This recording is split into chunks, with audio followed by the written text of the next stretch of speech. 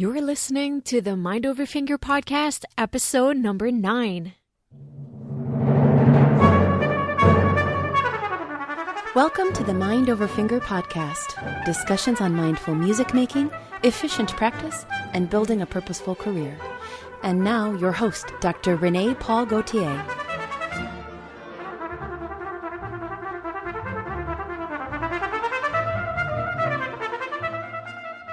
Hi, everyone.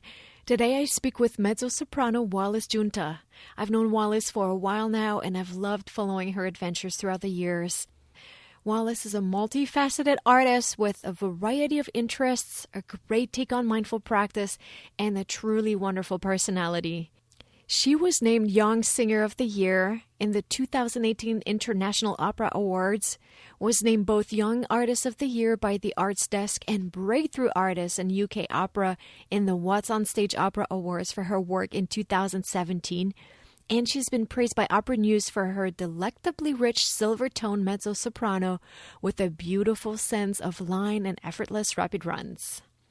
Her 2018-19 season includes debut with, among others, the BBC Proms Festival, the Grange Festival, and the Royal Opera House Muscat, as well as several major roles throughout European opera houses and recitals in Europe and North America.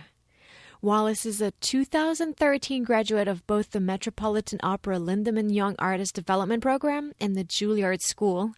She's a 2011 graduate of the Canadian Opera Company Ensemble Studio, and she also studied at the Glenn Gould School in Toronto, the Ravenna Festival's Stein Music Institute, and the International Meistersinger Academy. She has appeared in recitals and operatic roles throughout the world and has sung as soloist with several major symphonies. Wallis is currently a full-time soloist with Auber Leipzig in Germany. In our conversation, we discussed the importance of making choices that will allow you to thrive, how she prepares for a role, and how she uses mental practice to learn and memorize music at a deeper level. This was a really interesting chat for me, and I hope you enjoy our conversation. Let's go to the show.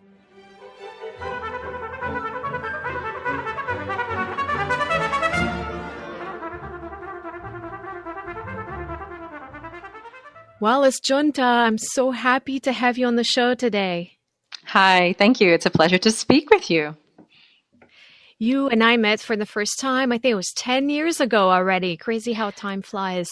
Oh my God, was it really 10? Oh, I think more than that. Oh my God. Yeah, time does. It's been so great to watch your career evolve into what it is today. And you're doing so many amazing things. And I was looking at your schedule for the year ahead, and there's so many incredible projects ahead as well that we'll get to talking to in a little bit. I'm really excited to talk to you also because I feel that in addition to being a truly remarkable artist, I find you to be such a multifaceted person with many talents and several different interests, and I just love that about you.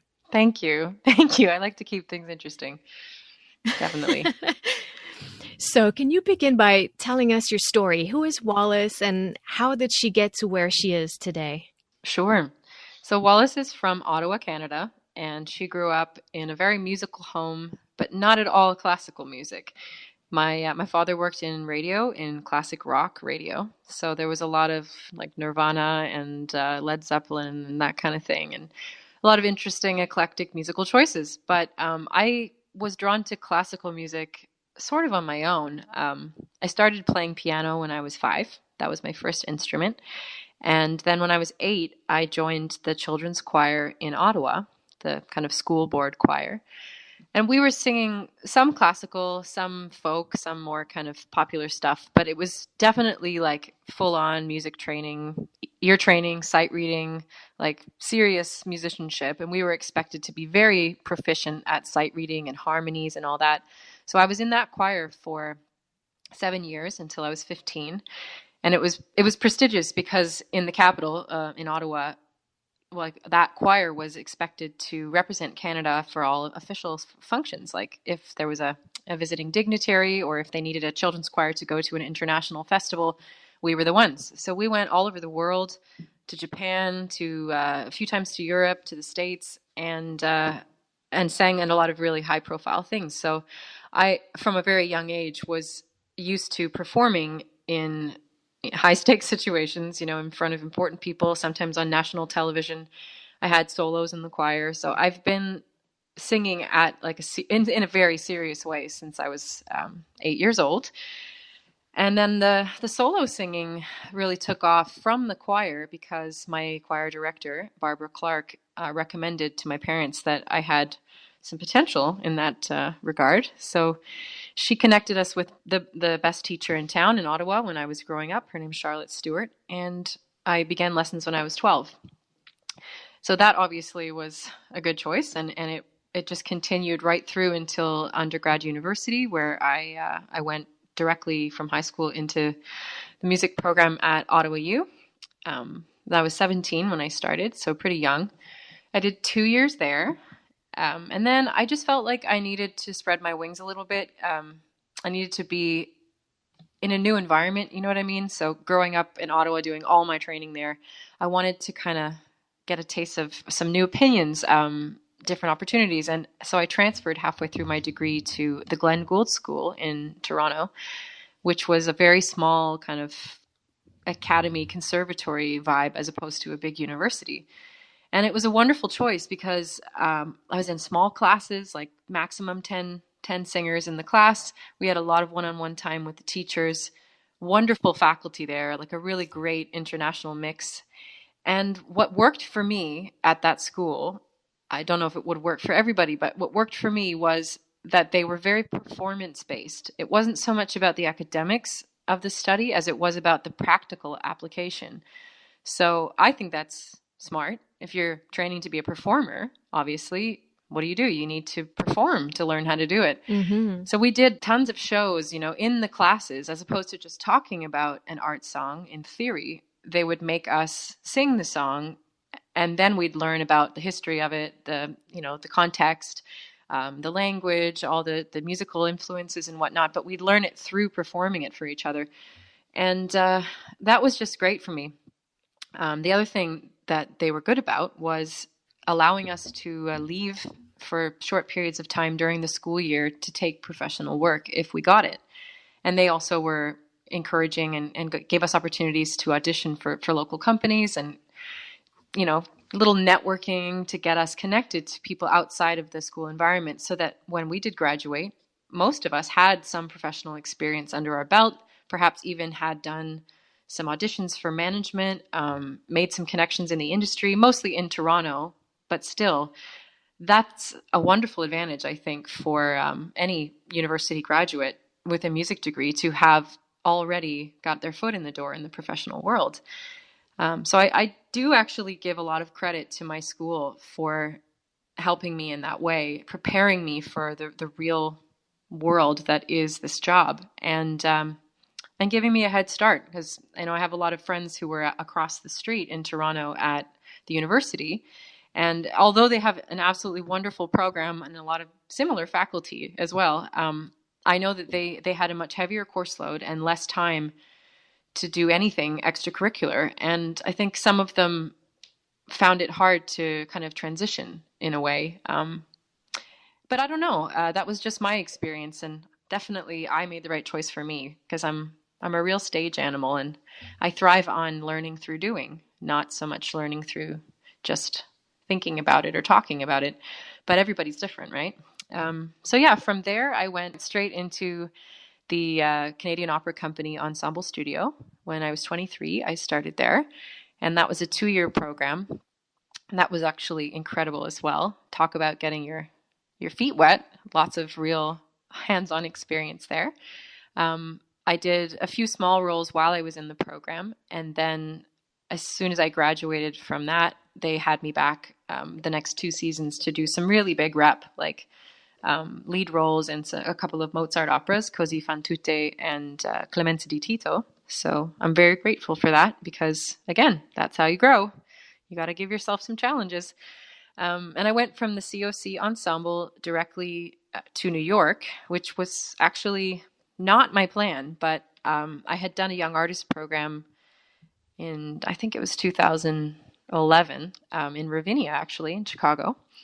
And the artistic director of the Metropolitan Opera Young Artist Program was also the artistic director of this Ravinia Young Artist Program. So he heard me there, and he basically headhunted me for the Met and invited me to come the next year and join that program and simultaneously do an artist's diploma at Juilliard, because he was in charge of both programs at the same time. And he thought, I guess, he's a very smart man. His name's Brian Ziegler. He understood me, and he knew that I really need to be challenged. As I said, I need to be given a lot of opportunity to try things and grow and make mistakes, as it were. And so he thought doing both programs would give me a better scope in that environment, because at the Met, the young artists are very tiny fish in a big pond, right? And we get exposed to the wonderful opportunities that are there, but we don't really get to be involved in so much because we're still just, low on the ladder, just we're earning our stripes rather. So at Juilliard, the program that he recommended was the very top tier, postgraduate performance-based artist diploma. And in that environment, I was the bigger fish in the smaller pond. So between the two, it was a really nice balance of humbling and kind of boosting of confidence. And I got a great education there. That was like the perfect kind of final touch to what I'd done so far. And it also really taught me how to weather the blows, shall we say, because it's pretty tough world in New York. Not just in those programs. It's wonderfully nurturing, but being in Manhattan, where everything's happening, it's rather cutthroat. There's a lot of auditions. There's a lot of rejection. There's a lot of, feeling like you'll never quite be good enough or do enough. And, getting through that experience and still feeling like I knew who I was as an artist and had something to say and could potentially succeed. That's made me so much stronger, I think, than if I had stayed in Canada maybe, or not gone there. Who knows, right? But definitely that was what gave me the armor that I needed to be able to thrive in this world, this crazy opera world. So from there, I went straight to Europe to do a Fest contract, which is the equivalent of a full-time job in any other profession. But I'm with Auber Leipzig now, and I've done 3 seasons here. And that's basically like you're a member of a group of singers that covers all the repertoire in the house, with some exceptions. So all the main kind of standard repertoire. And we have a few mezzos, a few sopranos, and we have all the voice types covered. And we just kind of take turns singing this and that and cover each other. And it's a wonderful way to get a lot of roles under the belt all in one go. You can feel safe in this environment, really part of a team. But I'm also very lucky that they don't have a huge amount of repertoire for me to sing. So I have a lot of free time to also work elsewhere and, meet new people, challenge myself more. As I said, I like that, and travel and make connections. So that's where I'm at now. I'm in my 3.5 year in Leipzig and doing a lot of freelancing as well on the side. That sounds so amazing. I love how Europe seems to be so supportive of classical music. It seems to be such an important thing over there. Yeah, well, it's very deeply entrenched in their culture, right? That's where it all started. Yeah. And they value it. They do. And thank you so much for sharing that story. It's really inspiring to see how, it's possible to build a successful career in the arts by, of course, working really hard, but also by, being able to, as you said so well, figuring out who you are and staying true to this. I loved how you were talking about how through these different experiences you were able to, as you said, cover such a big scope of different aspects of playing and staying motivated. And, I think that having, as you said, again, the performance as part of the training is so, so, so important. This is what I see missing in a lot of programs around me, throughout the United States. And that is so wonderful that you had this. And I was looking at your website a little bit. So many awesome programs coming up this year. What are a few things that you find? I mean, I would invite everybody to look it up. But what are some projects that you're looking forward to in this coming season? Well, one of them that I was very much looking forward to, I actually just did about a week and a half ago. That was my debut at the Proms in London, the Proms Festival. And I was very excited about that one because, as I'm sure you know, it's the Leonard Bernstein Centenary. And this was a concert which they wanted to honor Bernstein. So I got to choose pretty much all my favorite songs by him, and also his contemporaries like Sondheim and Blitzstein and Copland, and just like the best songs that all these guys have written. And that's what I love to do the most, really, is just mine the depths of the repertoire available to me to find the juiciest nuggets that are like possibly not discovered yet, and really just craft programs that are all the best songs, you know? Maybe it's too rich. It's like having cream on top of ice cream, but I don't know. I'm not a big fan of like performing repertoire in full intact chunks just because it's all part of the same opus and so wrote it in 1 month, so you're supposed to do all of them. Like if there's a 12 song cycle and I only like 3, I'll sing those 3 because I know that I can give them 100% commitment. And if I'm not into the songs, it's probably not fair for me to choose to perform them because I won't do them as much service as they deserve. So my next program that I'm really looking forward to is in October, and it's exactly just that, what I described. It's a curated tour through many different styles and genres, but the overarching theme is the journey of a love affair from beginning to end. And I've chosen songs from like literally every corner of the classical vocal repertoire, but all of them are what I feel to be 100% worthy. And I'm really looking forward to that. It's in Lisbon, in Portugal, next month. What else? Well, I'm making some big role debuts this year. First Carmen, first Rosina in The Barber of Seville, first Octavian in Rosenkavalier, which is also my first Strauss role.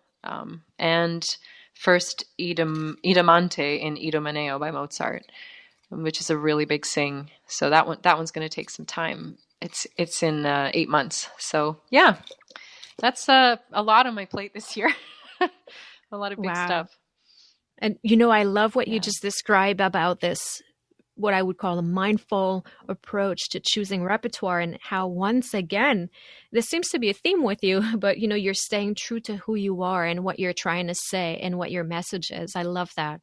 Thank you. Yeah, it's very important to me because I guess I've done recitals where I wasn't choosing the music myself. Perhaps it was a piece that I didn't like, or I had an issue with it. And I just feel like it's not fair to the audience to have me perform something if I'm not sincere in my admiration of the piece or the composer. If I'm not connected to it, how can I expect them to be? And of course, within that, there's room for the fact that I'm an actress, I'm a performer, and I can definitely put on a show if I need to. But why not just pick songs that I love? Mm-hmm. Wallis, I'm so curious about so many things in regards to how vocalists practice. So, of course, music is music, and practicing has similarities, whether you're an instrumentalist or a singer. But in many ways, I feel like the approach to practicing is very different for a singer. Mm-hmm. And one of the reasons I am so curious is that as a violinist, when I work on a passage, I always ask myself, and I always tell students, how would I sing that? How would you sing that? Or I try to think, how would a singer phrase this? Where would she pause to breathe? What consonants or vowels would I use on these notes? Like what, if there were lyrics on this, where would the consonants and what the words would be, where the vowels would be? So I think that knowing more about how singers approach learning music and practicing would be extremely useful for me and would be, applicable in my own practice. So can we please talk a little bit about this process for you as a singer. How does a singer approach learning music and practicing mindfully? So, for example, you were just mentioning the role in Dominio, and you have to learn these new songs for this opera in 8 months. So, what happens next? You pick up the score. What happens next? Okay, well, very interesting. So it's changed a lot, the answer to that question, as I have grown as an artist. If you'd asked me this 20 years ago, I would have said, I just sing it over and over and over until I have it memorized. And then I take it to my teacher and we try and add in some interesting things like musicality and color and, text painting and all that. And then maybe 10 years ago, I would have told you that I would work very hard first on the vocal technical stuff, just trying to make it technically perfect and not really think about much else because I was not sure of my technique yet. I wasn't confident in my actual instrument. It didn't work well yet. So I had to focus so much on that I didn't have much brain space for anything else. But over the past 10 years, basically since I've figured myself out as an artist and as a musician, getting more and more toward freedom in the sense that I don't have to think about my technique. The way that I approach music now and practice, shall we say, is really a lot more mental than anything else. I don't spend very much time actually singing something if I'm practicing or learning it, as you say. So the first step would be to translate the text of whatever it is, if it's not English. My German's pretty good. My French is quite good.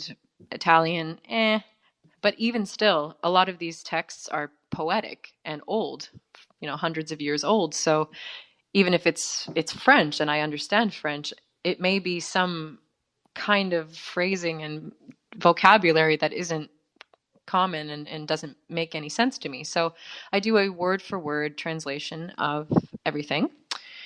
So I know what really is happening, and I know what the composer is trying to do with the music because this is the story and I understand it. So that's very important. Then I probably would listen to recordings if there were any available, and definitely more than one because I don't like to get fixated on any one person's interpretation.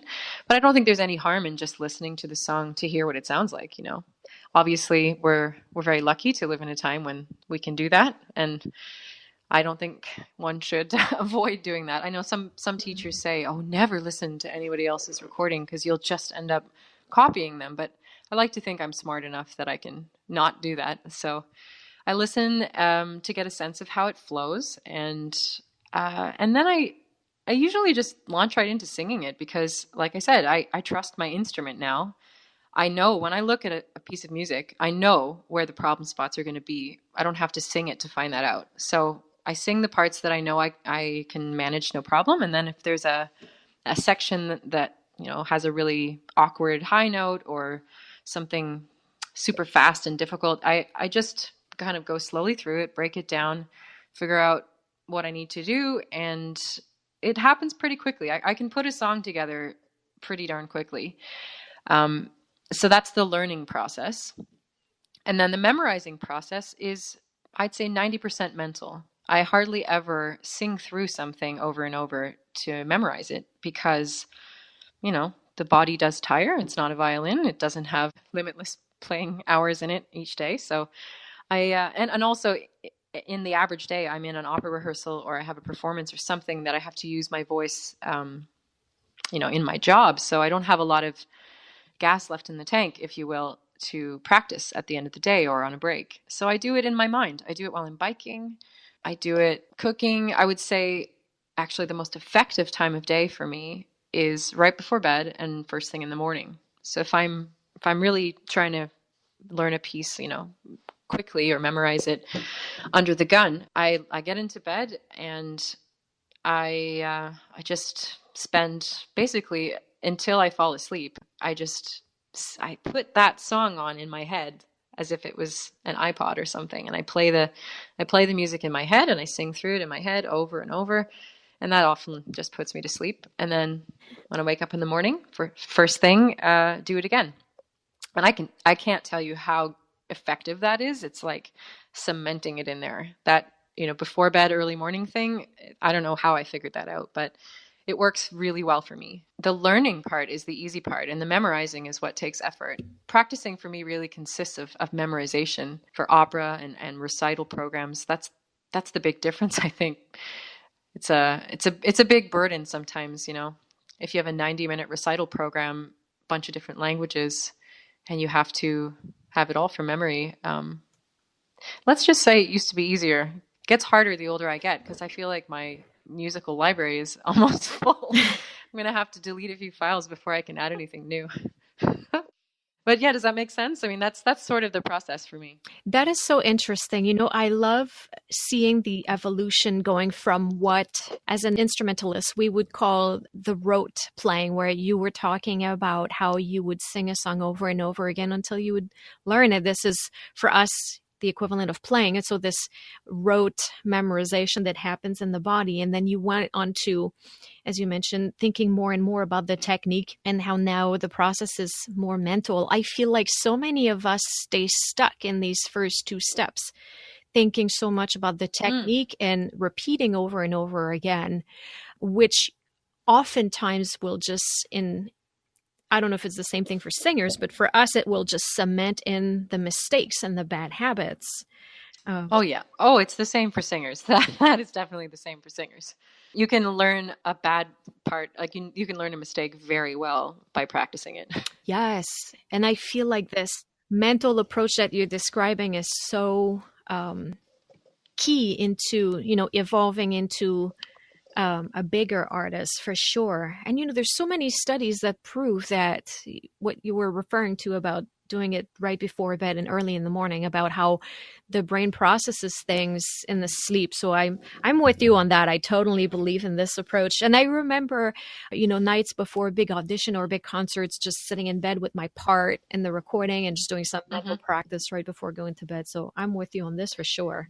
Right. Yeah. It's amazing how it works. It's actually possible for me to learn a song entirely in my head and then perform it for the first time without ever having tried to sing it and do it like a pretty damn good job. Like I don't rely on that. I'm not saying that I'd recommend it, but there have been a couple of circumstances in my life where I've had to learn something quickly and I haven't had a chance to sing it before I present it, either in an audition or in a class, or I wouldn't say a professional concert, but a situation where you're performing it for someone and you want it to be good.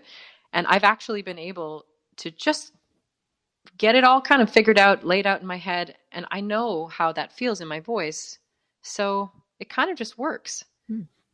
It is better if you sing it a few times too, definitely. But it can be done entirely in the mind. Once you get to the place where you are confident in your technique and you know your instrument, whether that's internal or external, well enough that you feel you have that freedom to work mentally. I think you can't start only from that place. It has to be in conjunction with a lot of practical work too. Yes, that's so good. Yeah. That's so good. It's key what you're saying. We need to work so hard on the technique so that we then reach this freedom. As oftentimes I feel like maybe as a student, I had those moments where, you feel stifled a little bit because you're trying to express something and your teacher is bugging you with this technique. Yeah.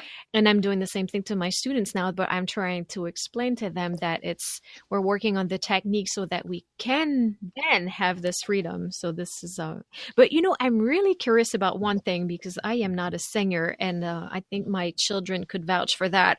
But how does that look like when a vocalist works on, I'm not even sure if I should call you guys vocalists. Is that okay? Is that an okay term or? Oh yeah, absolutely. How does that work when you work on the difficult passage? Because I know for us, we practice slowly. We'll break down things into, several aspects. We'll work on the shift. We'll use different rhythm. We'll troubleshoot. How does that work for a singer? Well, I'm going to say a lot of the time, slowing it down doesn't actually help because, since you're working on breath, you really only have so much you can do. So if the phrase is already difficult and let's say it's difficult because it's a long phrase, the last thing you want to do is slow it down. And again, you shouldn't just sing it over and over and over and over again. So what I would do is break it down into parts. Yeah, for sure. If it's difficult because it's a high note, which is often for me what is difficult because I'm not a high voice per se. So if there's a really high section, that's usually where I target my energy. That's where I know if I have trouble, it'll be there. So I'm focusing on the approach. So what I would do, I suppose, is isolate that. What comes before the high note, what comes before the difficult part, figure out what I'm doing there so that I know how to strategize, maybe save some air or take less air in so I'm not over breathing. That can be a problem too. So yeah, do a little strategy work with the approach. And most of the time that fixes the problem if there was one, and the difficult bit, the high note or whatever it is, works out just fine. But in a practice session, I won't do it too many times, maybe 3 or 4 times, because it's fatiguing, to go over something that's hard. So things like that, yeah, I try to be really economical. But if it's difficult for another reason, if it's difficult because, let's say, it's a really fast text, like a tongue twister kind of text, which I actually was working on today. I'm working on Barber of Seville right now, and this is Rossini, so the music is very fast. There's a lot of what we call patter when you're just speaking like a tongue twister, basically. So that I actually would sort of slow it down, speak it first before singing it at whatever tempo I need to be able to get all the words correct, and then just gradually speed it up until it's the right tempo, and then hopefully it works. But yeah, there's different kinds of difficulty for singing. There's breath related, high note related, and kind of text related. And I suppose you would have a different strategy for each. But that's just me, I can't speak for everyone. I know some singers that will literally just hammer a high note for an hour until they get it, and somehow it doesn't fatigue them. But yeah, I can't do that. I love that. I guess it comes down to, like you said, breaking it down and really understanding where the problem lies before. How about memorization? I was just going to say that also comes with time and experience, because I now know that I don't have the stamina and I need to be more strategic. But even 5 or 6 years ago, I would get really frustrated and I would sing something way too many times and blow out my voice. Like, I didn't have the self-knowledge yet to understand how to fix the problems in a most effective way. So that is something I've learned through making the mistake, I suppose. Yeah. And how about memorization? Do you have some tips? What are your little tricks? Definitely what I said about the right before bed and first thing in the morning. That's my number one go-to strategy if I'm really, needing to memorize something. What also helps, and this may be unique to singers, is giving the song dramatic context. Of course, if it's in an opera, as soon as you start, interacting with colleagues on stage, applying staging, movement, blocking, use of props, interaction, as soon as it becomes a dialogue and you have some context for it, it goes right in there. Like, it's very hard to not remember something when you have a whole physical vocabulary that goes with it. So in the context of an opera, I find memorization quite easy, because it's connected to something, it's got an anchor in the show. And if it's a recital program, that's just me and a piano, I guess, most of the time. So what I do is I kind of cheat and I make each song into a little mini opera for myself. And I give each song in my mind a world of its own, characters, if there are characters. I think about what they're wearing. I give them a backstory. I make each song its own little mini opera. And in that way, it helps me in the same way that I find the opera world, like the environment of being in an opera, helps memorization. I apply that to my recital work. And by default, I would say my recitals tend to be on the dramatic side compared to some perhaps more reserved performers that I know. But I think people generally like it. And if they don't, they know they shouldn't come to my concerts. So it's working. I love this tip about making your own little opera. This is fabulous. I'm going to start using it and tell my students to do it too. Could that work for an instrumentalist? Could you kind of give your own abstract, imaginative world to an entirely instrumental piece? Actually, it does. And this is what I do less and less of now. But as a child, when my mom would make me practice, she would have me think of a story for the piece and really come up with exactly what you said, come up with characters and the plot and what's going on. And it's funny that you're mentioning it, and I kind of had forgotten about that, even though I do tell students to develop narratives when they're playing for sure. But I forget to do it for myself. I feel like when I'm preparing for recitals, I think we get caught up in a different realm. But that's a great reminder. I'm going to try and go back there. Cool. Yeah, I hope it helps. I think speaking with you like this makes me feel like every musician should take voice lessons and learn how to sing. It certainly would not hurt. Well, that was one nice thing that I really loved about like training in Toronto at the Glenn Gould School is I think they did actually expect the instrumentalist in some capacity, even once a year, to sing in something. They all had to. I think we had a choir, and everyone had to do something. That's really good. So they made sure that, and vice versa, they made all the singers play an instrument. We all had to. I think most people chose piano, but we had to up to a certain level, and that's good too. Yeah. You get a better musical ground foundation, and it can't hurt. Oh, that's for sure. 'Cause usually, if you can't sing a passage, you can't phrase it with as much, I would say flow. But if you have a really clear ideas, even if you're not a good singer, if you have a really clear idea where you feel like, how the phrase itself sings or would sing itself, it really helps you making all these artistic choices of, in our case, I don't even use air with my instrument, but although it's very important to breathe when you play the violin, and I could do a whole episode on that, but you definitely, I can't tell you how stressed out I get when I listen to a violinist that's not breathing with their instrument, because I sing along. Like my sympathetic response as a singer is to not breathe until the place where you're supposed to breathe in each phrase. And if the instrumentalist is not breathing as they go along, obviously they're breathing in their own body, but if they're not breathing with their phrasing and with their musicality, I hold my breath in the audience, and it's just terrible. So, I mean, I can work through it if I remind myself, like, just stop following along, just breathe normally, let them play. But it happens like organically, and I can't help it. Yes. This is what happens when we start singing in our head what the music should be like. It starts to sound more organic. Earlier you said something about how the physical vocabulary, I love that term, how it helps you memorize. And this is another dimension of singing that we're not familiar with. It's this acting part. How does that work for you guys to interiorize this character and bring it to life? Well, I was very lucky to have had some fantastic acting teachers over the years. And most recently, I worked with Stephen Wadsworth, who's a director, theater and opera director in New York at Juilliard. So he was my main teacher there.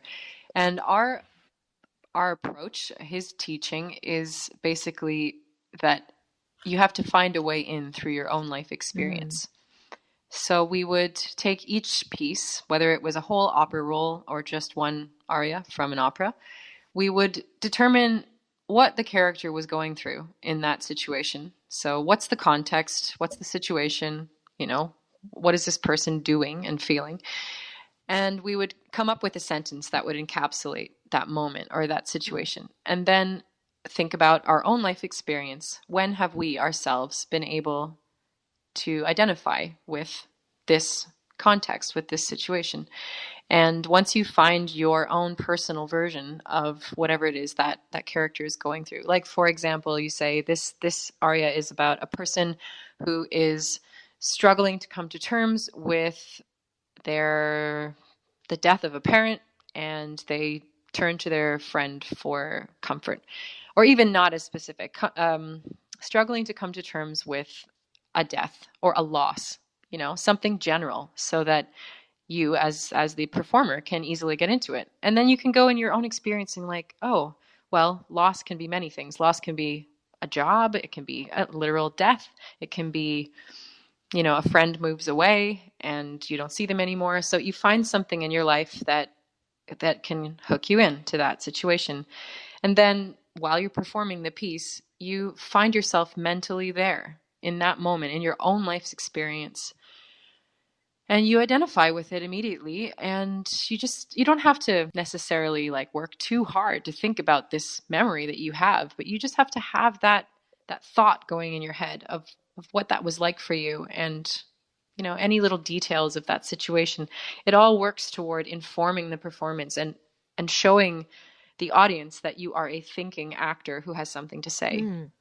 So that's just one way to do it. That's my technique that I like, and I learned through Stephen, and it works very well for me. But there's many different ways, a lot of different people have different ideas.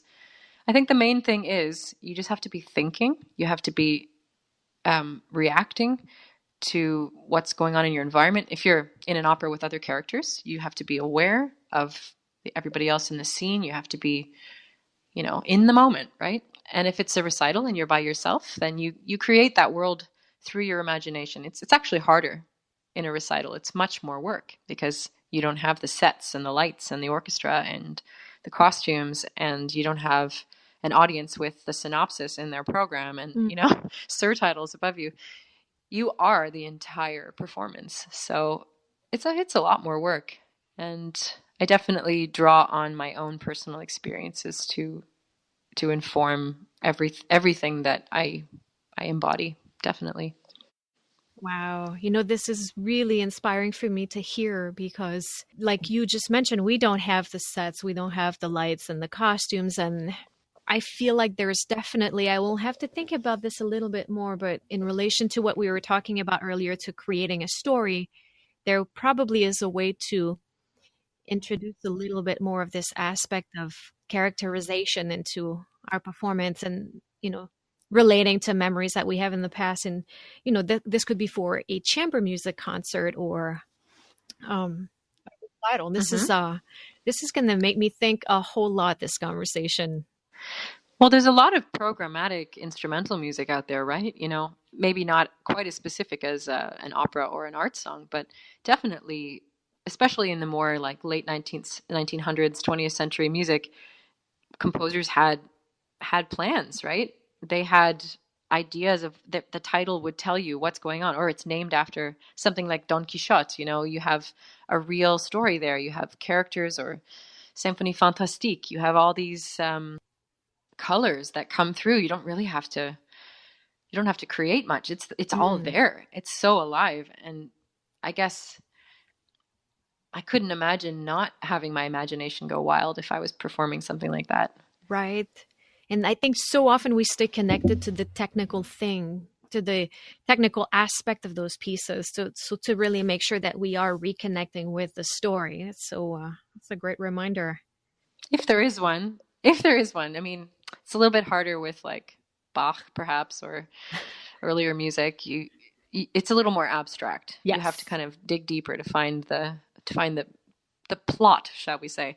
But it doesn't even matter if there's an actual story, as long as you're really communicating something, whatever it means to you. Yes. Yes. Oh my gosh, Wallis, thank you so much. Great stuff. I could keep you here all day, but how about we do just a round of rapid fire questions before I let you go? Sure. So tell me, for the people who would be dreaming of becoming an opera singer, can you tell us a little bit about what your life looks like? Well, if you've seen the inside of a suitcase lately, that's pretty much it.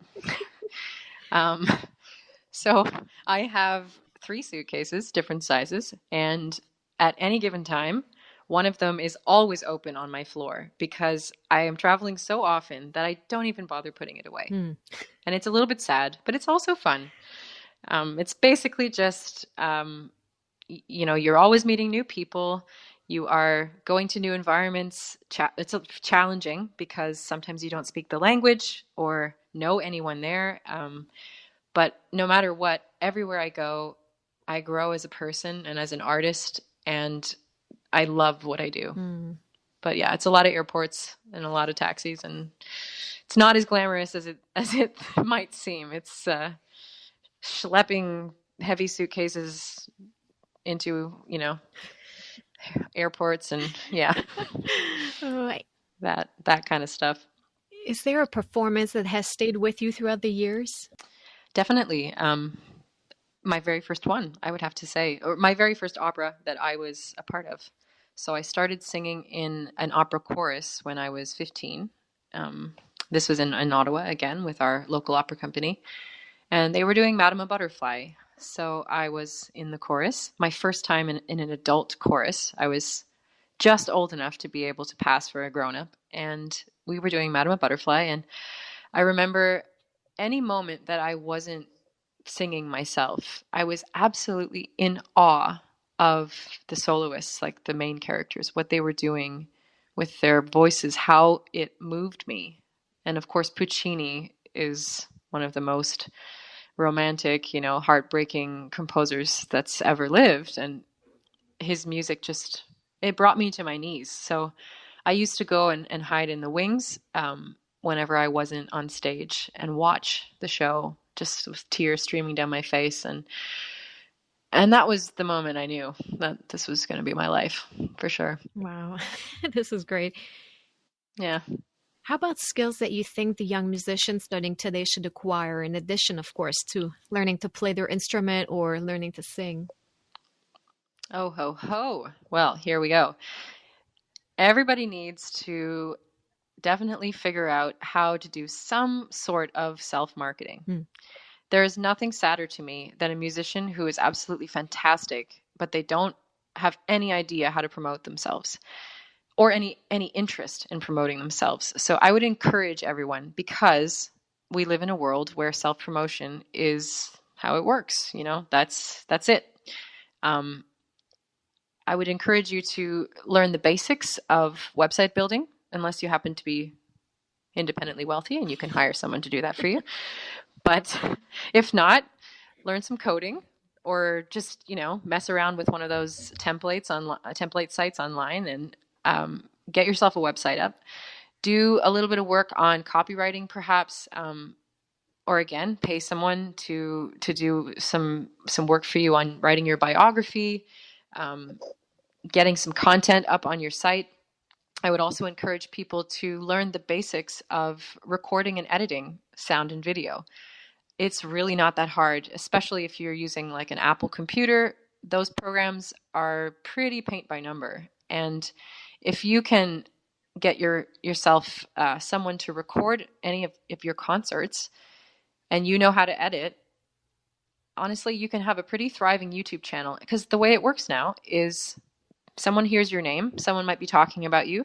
What's the first thing they're going to do? They're going to Google you. If you don't have a website and you don't have any recordings or videos of yourself performing, they're going to move on. They're not interested.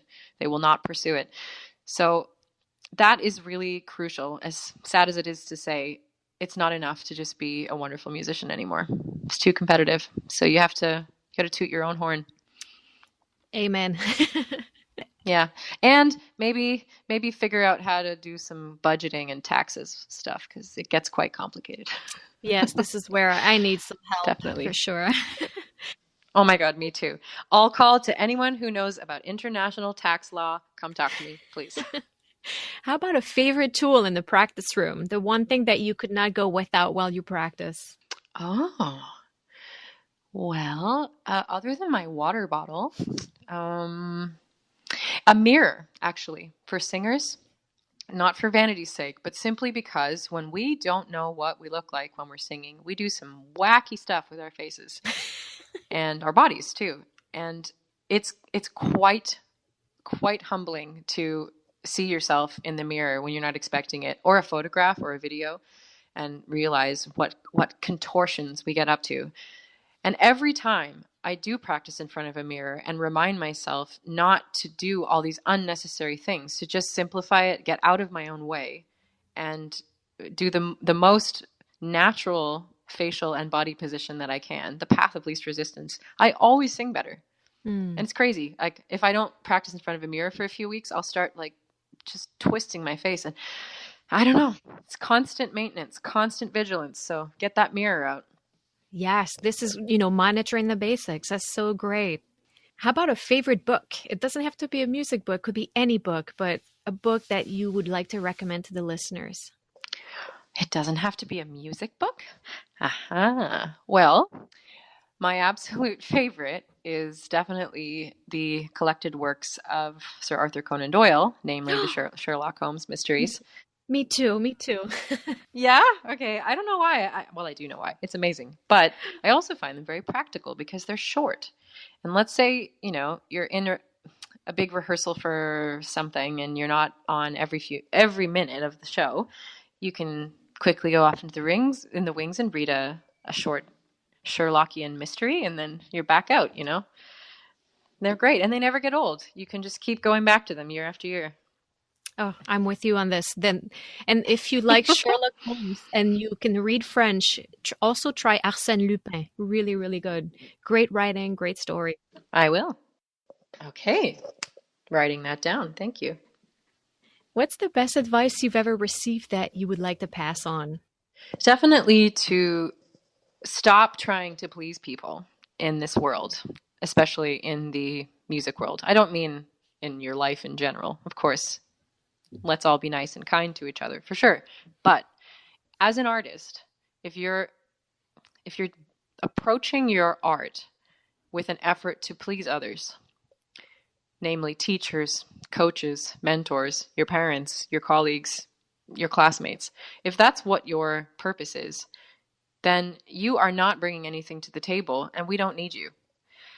What we need are people that have something to say, that's authentic, true to themselves, and as long as they're still being respectful and supportive and collegial, should not focus one's attention on meeting someone else's goals and demands, but really following our own intuition and letting our artistic voice guide us.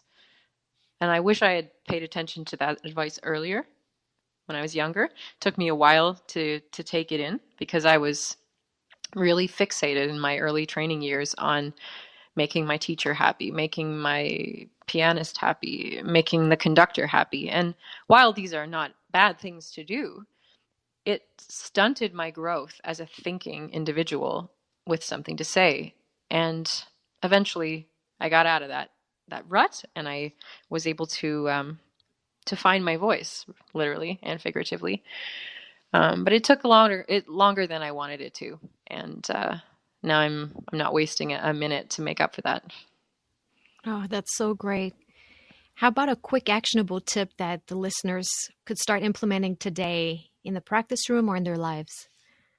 Today, I would like to challenge everyone to, in their next practice session, whatever piece they're working on, play it with complete and total abandon. And then see how it feels. See where that takes you. And see if you can bring a little bit of that into the structure of what you're working on. That's so great. Wallis, where can people find you and connect with you? And I'm going to put all these links in the show notes. I'm kind of semi-social media involved. I pick and choose what I'm interested in. So I have a pretty active Facebook page, and it's just my name, Wallis Giunta, easy to find. And I also have Instagram now as of this year. A little late to the table, but I got it. So that's also just wallis.junta. Very easy to find. No weird code names. I don't have Twitter or anything else like that. I try not to spend too much time on social media, but I do, on the things that I do very well, but I don't do everything. I just try to focus my efforts. So yeah, Facebook and Instagram. And YouTube. Sorry, YouTube as well. I don't think of it as social media, but I guess maybe it is. But I do have a pretty active channel, and I have a lot of content. And like what I was saying before about recording your performances and putting them up online. That's something I'm really dedicated to. I record all my solo recitals, and I usually release at least 5, 6, 7 songs from each concert on my YouTube channel.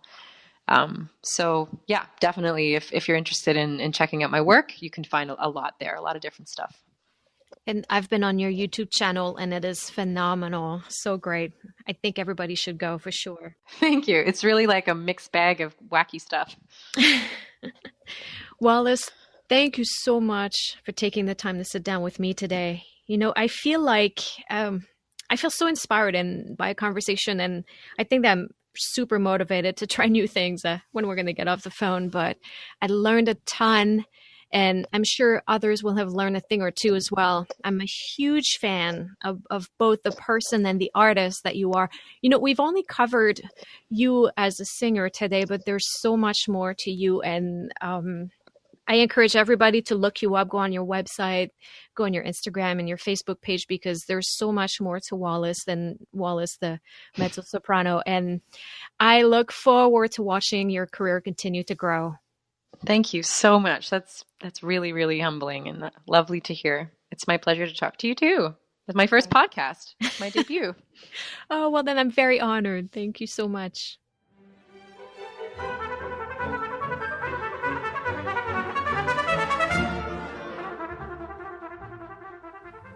Thank you guys so much for listening. You can find the show notes for this episode at mindoverfinger.com. I would also love to connect with you, so join the conversation on social media. Let me know what inspires you, what specific questions you have about mindful practice, and what other topics and guests you would like to hear about in future episodes. I am Mind Over Finger on all platforms. And it's not too late to join the Mindful Practice Challenge, which started a couple days ago. If you're interested in exploring new ways to practice and reach new milestones in your playing, join us on the Mind Over Finger Tribe's Facebook group at facebook.com/groups/mindoverfingertribe. Pick some goals that you want to work on throughout the month of November. Download the Modacity app, my new favorite practice tool, and get ready to take your practicing to the next level with us in the tribe. We're there to motivate, support, and hold each other accountable. This is going to be a lot of fun. Next week, I'll be talking to Paul Mercallo, principal trumpet with the Montreal Symphony, discussing surprise, efficient, deliberate, and mindful practice, as well as the importance for the 21st century musician to create and pursue opportunities for him or herself.